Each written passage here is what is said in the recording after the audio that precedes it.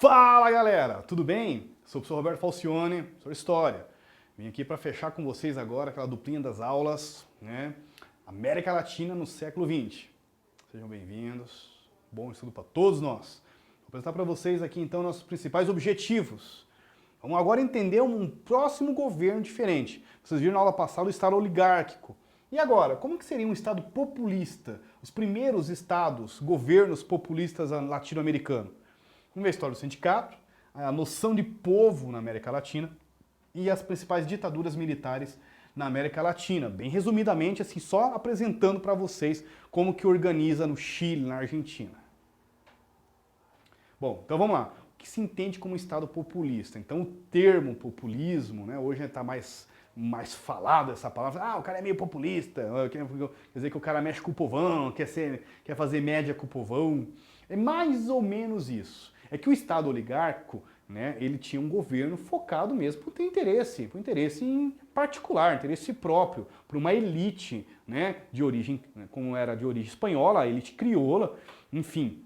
Ou, no caso do Brasil, o Estado café com leite, os estados oligárquicos, né, os governos oligárquicos, focados por interesses dessa elite cafeeira paulista ou produtora, criadora, né, pecuária de Minas Gerais. Quando acontece o surgimento de novos personagens focados com a aliança, quando percebe que na política se alia-se ao povo para derrubar esses aí, é o termo que nós utilizamos, o termo de populismo. É muito ligado também a um termo pejorativo, né? Ah, o cara é populista, quer dizer que o cara é meio das falácias, né? Meio quer mostrar uma coisa que é falsa. Mas o termo populismo, a origem, início do século XX, né, depois da década de 20, década de 30 do século XX, os primeiros personagens populistas. No Brasil, Getúlio Vargas.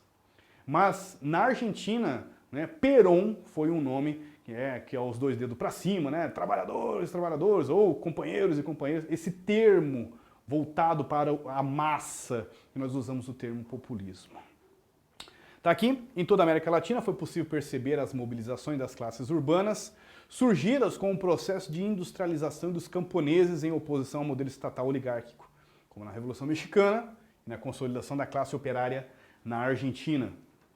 Pois bem, o questionamento desses grupos sociais levou a golpes em alguns países latino-americanos e a mudanças democráticas em outros, por meio de eleições, o que marcou o fim do Estado oligárquico, estava explicando. Em alguns foi caído mesmo na base do golpe militar, enfim, e os outros marcou mudanças democráticas. No Brasil, por exemplo, foi um golpe militar, né, entre Getúlio Vargas junto com o exército, que depuseram o presidente Washington Luiz, né, o último presidente do Estado oligárquico aqui do Brasil. Em contrapartida, estabeleceram-se na região governos populistas, como o de Lázaro Cárdenas, do México, de Velasco Ibarra, no Equador, Juan Perón, na Argentina, e Getúlio Vargas, no Brasil.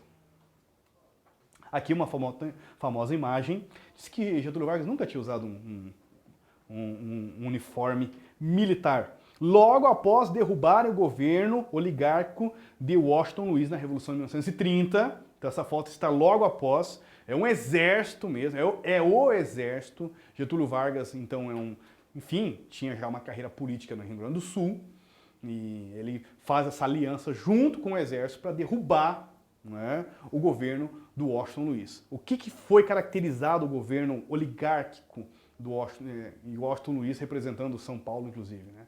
Eles tinham toda uma estratégia de corrupção também para se manter no poder, o voto de cabresto, curral eleitoral, enfim, botar o cara que está morto faz 20 anos para votar, né? Burlar o sistema lá, a urna, que não era eletrônica, eram cédulas de papel, ou mesmo falsificar também, como diz o outro, são cédulas.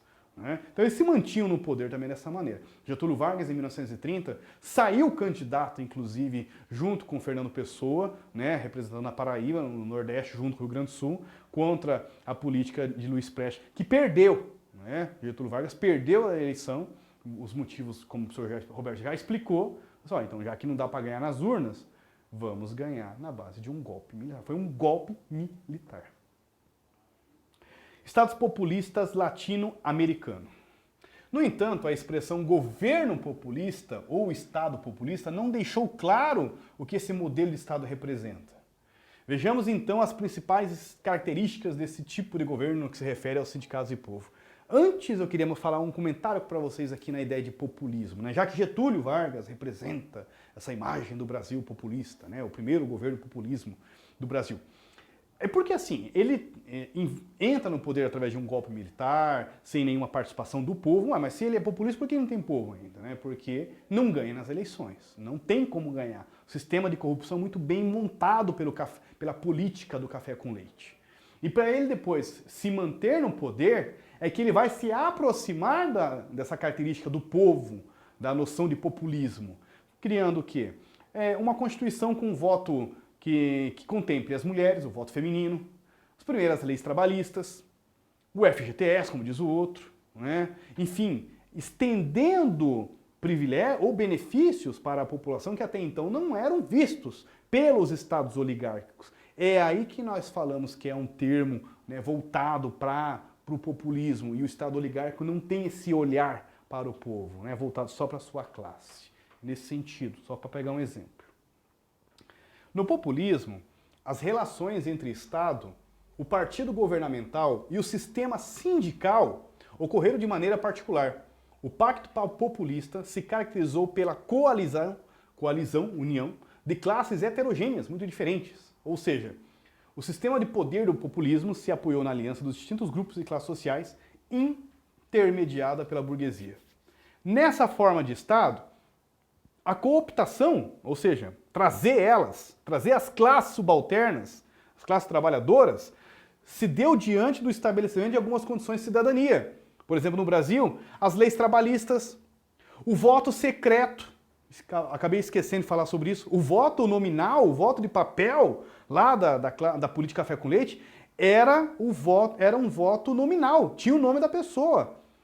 Isso facilitava para que mantesse também o Estado oligárquico. Porque daí, como diz o outro, tem os poderes locais, os chamados coronéis, que chegavam com seus jagunços lá nas vilas e falavam: o senhor não votou em fulano, eu mandei você votar, senão você ia perder seu emprego, senão você ia perder, como diz o outro, o fiado ali do armazém. Então você mantém esse poder, uma estrutura de corrupção baseada nesse sistema. Né?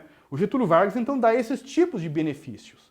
Voto feminino, sufrágio universal, voto secreto.